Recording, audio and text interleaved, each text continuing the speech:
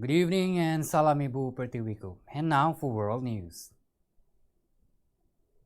Israeli Prime Minister Benjamin Netanyahu has vowed to defend Israel with resoluteness after the country's military claimed it struck dozens of targets in Syria in response to rocket fire on the Israeli-controlled Golan Heights.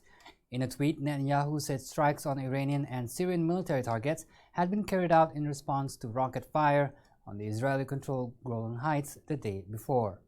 After the Syrian military fired an air defense missile, the Israeli military said a number of Syrian aerial defense batteries were destroyed.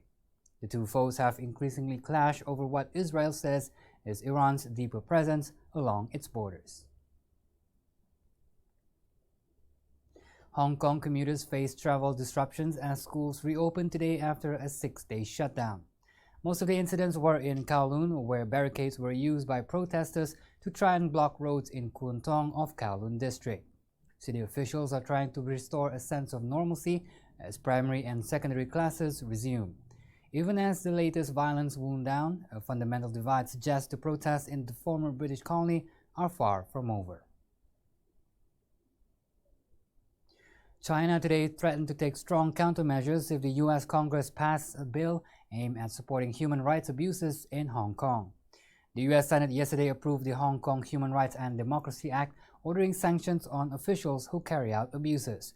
It will also require an annual review of the favorable trade status granted to Hong Kong.